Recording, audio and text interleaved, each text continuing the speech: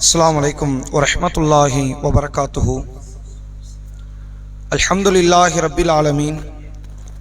வஸ்ஸலாத்து வஸ்ஸலாமு அலா ரசூலில்லாஹி வ ஆலிஹி வ ஸஹ்பிஹி அஜ்மாயின். வமன் தபிஅஹு வ தாஅஹு பித்தீன் இலா யௌமித்தீன். கண்ணியத்திற்கும் பெருமதிப்பிற்கும் உரிய எல்லாம் வல்ல அல்லாஹுவின் நல்லடியார்களே, அல்லாஹுடைய பேரருளால் சுபுகுடைய தொழுகையை ஜமாத்தோடு நிறைவேற்றிவிட்டு அவனது ஆலயத்தில் அவனுடைய மார்க்க செய்திகளை அறிந்து கொள்ள வேண்டும் என்கிற உயர்ந்த சிந்தனையில் நாம் அனைவரும் இந்த சபையிலே ஒன்று திரண்டிருக்கிறோம்.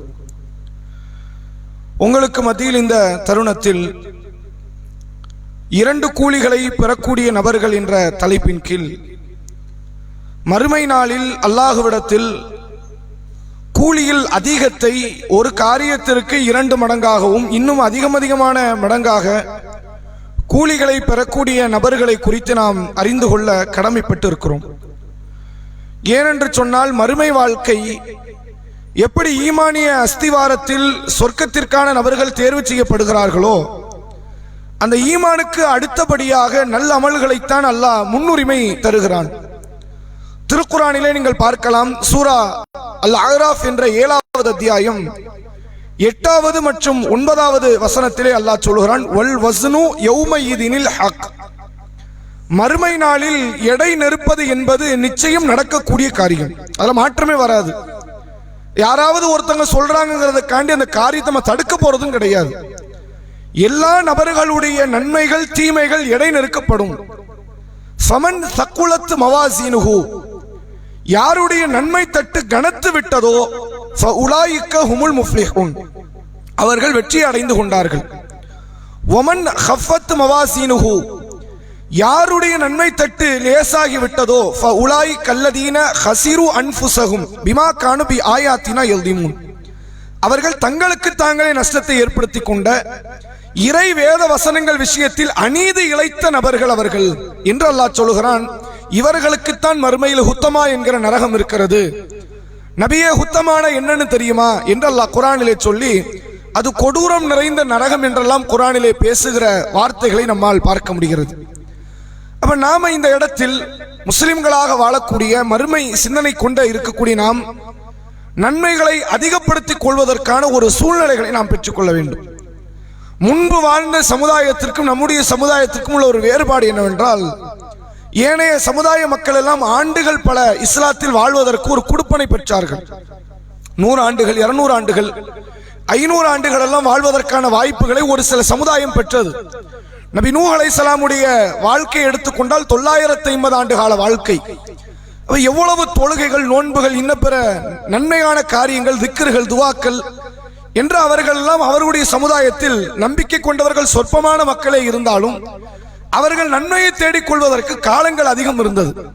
ஆனா நமக்கு எப்படி இருக்குது அப்படின்னா, நம்முடைய காலங்கள் மிக வேகமாக விருண்டோடி கொண்டிருக்கிறது. இந்த கால சூழ்நிலையில் ஈமானை தக்க வைப்பது என்பது ஒரு வகையான சிரமம், பாவங்களில் இருந்து நம்மை தவிர்த்துக் கொள்வது என்பது இன்னொரு வகையான ஒரு சிரமம். பொருளாதாரத்தை தேட வேண்டும், ஹலால் ஹராமிலே பேணுதலாக இருக்க வேண்டும் என்று இவ்வளவு காரியங்கள் பார்க்கிற மத்தியில் நன்மைகளில் முந்துவது என்பது கடுமையான சிரமத்திற்குரிய ஒரு காரியம். நபி அவர்கள் சொன்னார்கள், பாதிரு பில் அமால், மக்களை நன்மையில் நீங்கள் முந்திக் கொள்ளுங்கள். எதற்கு முன்னால் தெரியுமா? குழப்பங்கள் ஒரு காலம் வரும். எப்படி இருக்கும் என்றால், இரவு எப்படி இருட்டாக இருக்கிறதோ அதுபோன்று குழப்பங்களால் இந்த துன்யா இருட்டாக மாறுகிற ஒரு காலம் வரும். அந்த காலம் வருவதற்கு முன்னால் நீங்கள் நிறைய நன்மைகளை முந்திக் கொள்ளுங்கள். அந்த காலம் வறுமை ஆனால் காலையில் முஸ்லிமாக ஒருவன் இருப்பான், மாலையில் காஃபிராகி விடுவான். மாலையில் முஸ்லிமாக ஒருவன் இருப்பான், மறுநாள் காலையில் அவன் காஃபிராக மாறி விடுவான். ஈமானையே பாதுகாக்க முடியாத காலம். ஈமான பாதுகாக்க குறைஞ்சது, அதை கூட பாதுகாக்க முடியாத ஒரு காலம் வரும்போது அவன் எங்க நன்மை செய்வான்? நன்மைகளை நிறைய செய்யணுங்கிற ஒரு ஆர்வம் இருந்தாலும் அவனால் செய்ய முடியாது. அதற்கு முன்னால் நன்மைகளில் ஈடுபட்டுக் கொள்ளுங்கள் என்று அல்லாஹ்வுடைய தூதர் அவர்கள் சொன்னார்கள். இந்த நன்மை தான் நாளை மறுமையில் நம்மை காப்பாற்றக்கூடிய மிகப்பெரிய அஸ்திவாரம் என்பதை மறந்துவிடக்கூடாது. ஈமானுக்கு அடுத்தபடி ஈமான் கொண்டவங்க எல்லாரும் சொர்க்கம் பெறுவாங்க, அதில் மாற்றம் இல்லை. கலிமாவை முடிந்தவர்கள், கடுகளவு ஈமான் கொண்டவர்கள் சொர்க்கவாசி. ஆனால் நேரடியாக சொர்க்கம் உங்களை நுழைவிக்க கூடியது நன்மைகள் மட்டும்தான்.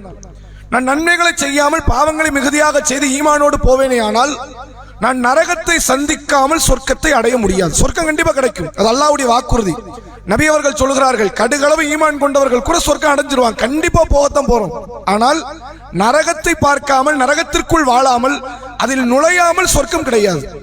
யாருக்கு அதில் நுழையாமல் சொர்க்கம் கிடைக்கும் என்றால் நன்மையை அதிகம் அடைந்தவர்கள், அதீத நன்மைகளை கொண்டு செல்லக்கூடியவர்கள் என்பதை மார்க்கம் காட்டுகிறது. குர்ஆனிலே அல்லாஹ் சொல்கிறான், சூரா ரஹ்மானிலே, ஹல் ஜஸாஉல் இஹ்சான் இல்லல் இஹ்சான், நன்மைக்கு நன்மையை தவிர வேறு கூலிகள் வழங்கப்படுமான்னு கேட்கிறோம்.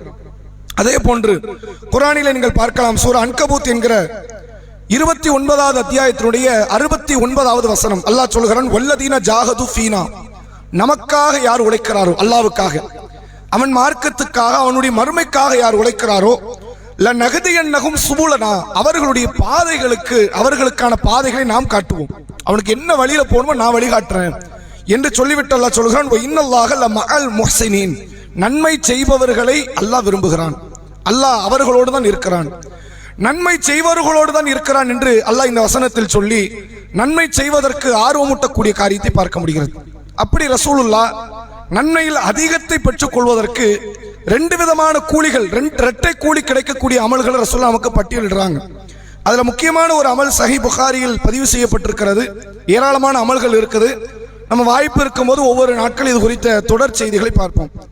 சஹீஹ் புகாரினுடைய 4937வது நபிமொழி, ஆயிஷா ரதியல்லாஹு அன்ஹா அவர்கள் அறிவிக்கிறார்கள், அனி நபி ஸல்லல்லாஹு அலைஹி வஸல்லம் கால், அல்லாஹ்வுடைய தூதர் அவர்கள் சொன்னார்கள், மஸலுல்லதி யக்ரவுல் குர்ஆன் வஹுவ ஹாஃபிலுன் லஹு மஆ ஸஃபரத்தில் கிராமா, யார் குர்ஆனை மனனமிட்டு அதுக்குரிய முறையில் ஓதுகிறாரோ, அந்த மனனமிட்டு குர்ஆனை ஓதுறதுக்குன்னு ஒரு முறை உண்டு.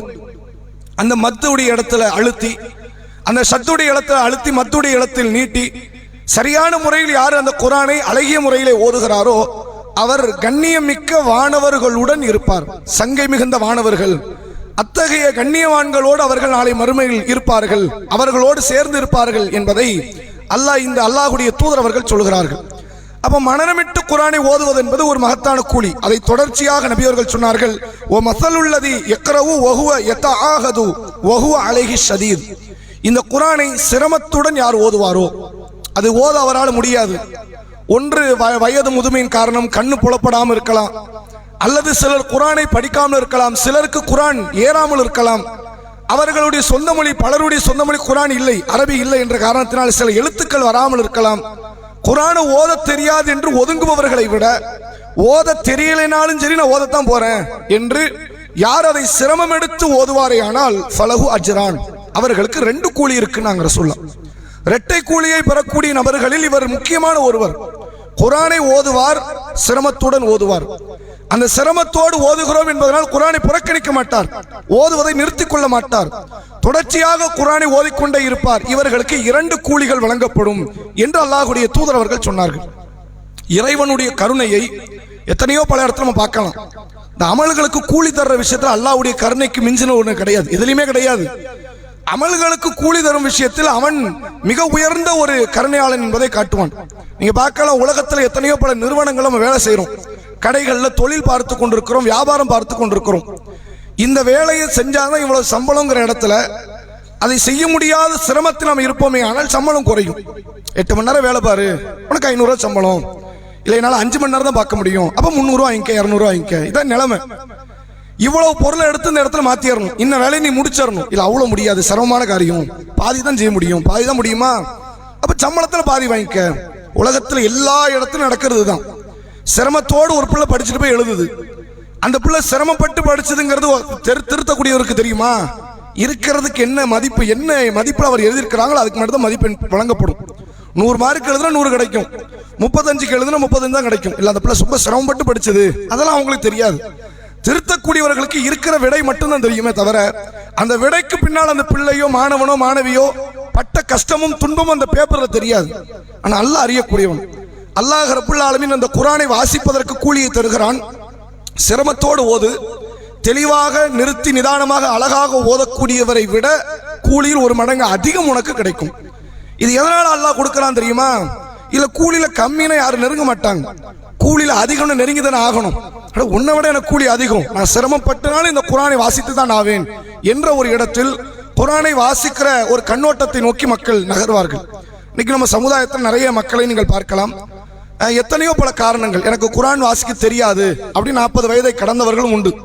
இல்ல நல்ல வாசிச்ச ஒரு காலம் உண்டு, இப்ப கண்ணு தெரிய மாட்டேங்குது, வயசாயிடுச்சுல கண்ணு தெரியல அப்படின்னு சொல்லி குர்ஆனை புறக்கணிக்கக்கூடியவர்கள் உண்டு. ஆனால் தம்மால் இயன்ற அளவிற்கு சிரமத்தோடு அந்த குர்ஆனினுடைய வார்த்தைகளை, வரிகளை, ஒவ்வொரு எழுத்துக்களை நாம் எடுத்து ஓதுவோமே ஆனால் அல்லாஹ்விடத்தில் மகத்தான ஒரு கூலியை பெறுவோம். குர்ஆனை ஓதுவதை விட மிக மிஞ்சிய ஒரு நன்மைக்குரிய காரியத்தை நீங்க இஸ்லாத்துல பார்க்க முடியாது. அதனால தான் நபி அவர்கள் சொன்னார்கள், இக்ரவுல் குர்ஆன் ஃபஇன்னஹு யஅதி யௌமல் கியாமத்தி ஷஃபியன் லி அஸ்ஹாபிஹி. மக்களை நீங்கள் குர்ஆனை வாசியுங்கள், அது மறுமையில் தன்னை ஓதிய தன் தோழனுக்கு அது பரிந்துரை செய்யும். ரசூலுல்லாஹ்வுடைய வார்த்தை நீங்க பாருங்க, ஓதியவருக்கு பரிந்துரை செய்யும்னா வேற, அது மறுமையில் ஓதிய தன் தோழனுக்கு பரிந்துரை செய்யும். யார் குர்ஆனை தோழமையோடு இருக்கிறார்களோ அத்தகைய தோழனை மறுமையில் அந்த குர்ஆன் கைவிட்டு விடாது. அல்லாஹ் அப்படித்தான் அந்த குர்ஆனை அமைத்திருக்கிறான். யார் குர்ஆனோடு தோழமை கொள்ளவில்லையோ, தோழமை கொள்ளாதவர்களுக்கு மறுமையில் அது பரிந்துரையும் செய்யாது. அந்த அடிப்படையில் குர்ஆனை நாம் ஓதுவோம். சிரமமாக இருந்தால் கூட ஓதுவதற்கு நாம் முயற்சி செய்வோம். அதனால் அல்லாஹ்விடத்தில் 2 மடங்கு கூலிகளை நாம் பெறுவோம். வல்ல இறைவன் நம் அனைவருக்கும் அதற்குரிய தௌஃபீக்கை தருவானாக. இதனுடைய தொடர் செய்திகளை வரக்கூடிய நாட்களில் நாம் அறிந்து கொள்வோம். வாஹிரு தஅவானா அல்ஹம்துலில்லாஹி ரப்பில் ஆலமீன். அஸ்ஸலாமு அலைக்கும் வரஹ்மத்துல்லாஹி வபரகாத்துஹு.